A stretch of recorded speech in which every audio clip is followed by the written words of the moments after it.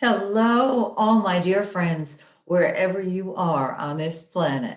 This is Maxine Taylor, America's first licensed astrologer, and I have the astrological overview for the month of March 2021.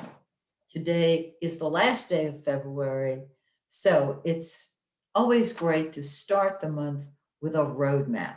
This is the big picture for everyone. And then, of course, I will be doing your personal forecasts, and they will be up on YouTube naturally. Well, the sun, the center of our solar system, the giver of life, is in dreamy. I hear a distant melody. Pisces. Pisces is divine discontent. There is always a desire for communion when the sun is in Pisces. And if you are a Piscean, you know what I'm talking about. The sun is going to stay in Pisces until the 20th, when it fairly leaps into Aries. And boy, it expresses differently in Aries, doesn't it?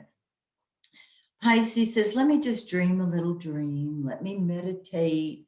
Let me sit here by this gently flowing stream, just dreaming and being inspired. Aries says, out of my way or the highway. Let's get going. Let's not sit around talking about it. We ain't left yet. That's what happens when the sun enters Aries. And I want to mention this to you. Some of you are astrologers and some of you are astrology students. And you know that when the sun, for example, is in Pisces, um, it feels very different than when it's in Aries. If you are a Pisces, even if you are born later on in Pisces, you will feel the Pisces energy, the Pisces solar energy, when it enters Pisces. You know, you are so intuitive. Of course, you're going to feel it. Aries, you too. When it enters Aries, let's say that you are born much later in the Sun and Aries cycle, you're going to feel it the day it enters Aries. You'll notice that your energy increases. Perhaps your impatience increases because you've been preparing. And now that it's in Aries, look out. Very, very different. Venus, the planet of love and money and beauty and art and all things wonderful, is also in Pisces, where it is exalted. And so you can be more in tune with the spirit plane uh, right now. Now, on the 21st, the day after the sun enters Aries, boom, Venus enters Aries. And Venus is love. And so when Venus is in Pisces, if you're single, for example, you may be dreaming about that perfect someone. When it moves into Aries, you're out there looking for him. Now, I know that we are socially distancing. It doesn't matter. We've got the internet at our disposal. You know what I'm talking about. You get antsy. You get ready. You get excited about love when Venus is in Aries. Woohoo! Now, Mercury, our conscious mind, is in Aquarius. It's a brilliant placement for Mercury because Aquarius is the humanitarian. And so our conscious mind is dealing with humanitarian thoughts and projects and ideas. And then on the 15th of the month, Mercury moves into Pisces. And this is where the spiritual communion with God continues. It's quite beautiful. Now, Mars, action, energy, uh, passion, war. Let's do it now. Impatience. That's all Mars. is in practical, logical, I take it one step at a time, Taurus, until the 3rd, when it shoots into Gemini. And just look out, because when Mars goes into Gemini on the 3rd, um, it's a totally different energy. It's alert, awake, alive. Uh, and when it's in Taurus, it's practical, moving one step at a time forward. Gemini, Mars in Gemini, gets up on its horse and rides off in all directions at once. Doesn't that tell it, Gemini? Those of us born under the sign of Gemini are counting the minutes, but you know. Okay, so this is the planetary lineup. Now, we have a new moon, and that's when the energy starts moving and growing. On the 13th, we have the new moon, and it is in 23 degrees of Pisces. Yep.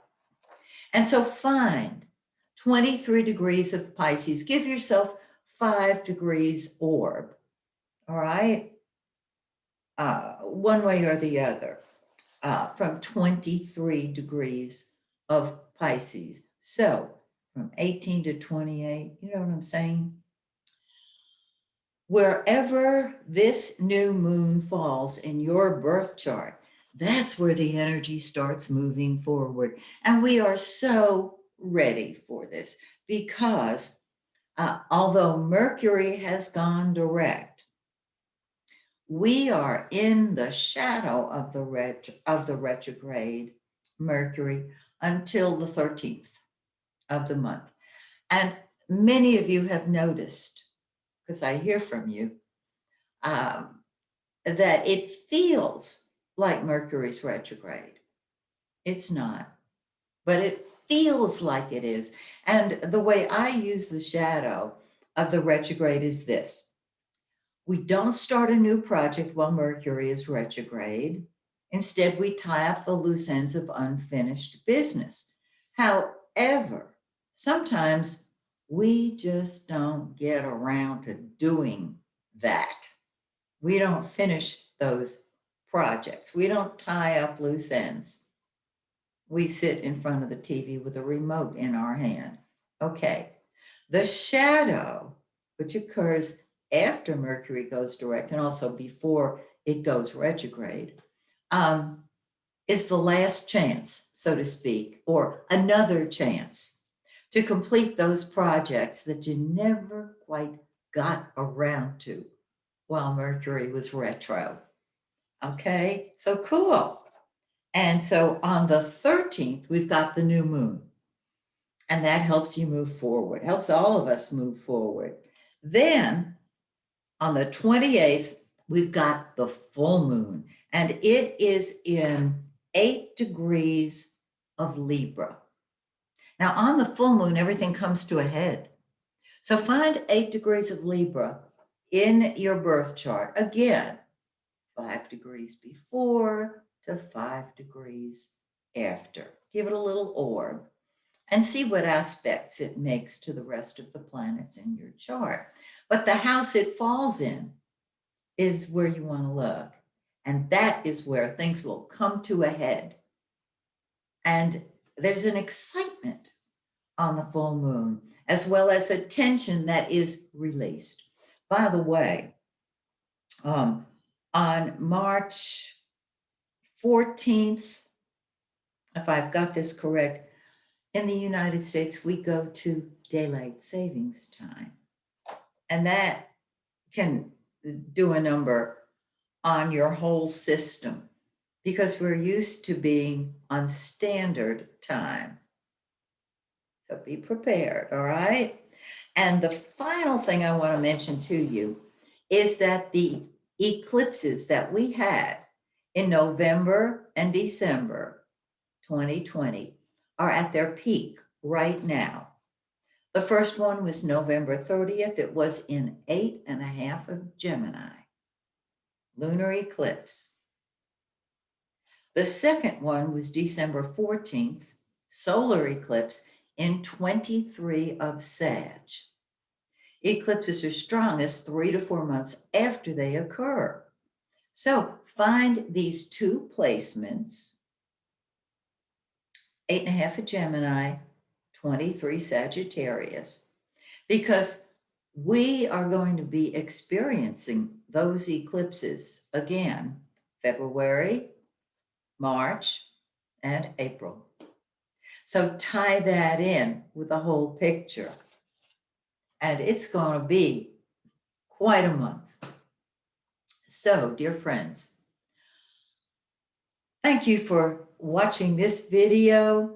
Join me again after you've watched your own sun sign video, which I'll be recording in just a minute. Join me again after this next month, when once again we take a look at your forecast. Until then, may the stars shine brightly on you and yours. Bye, dear friends.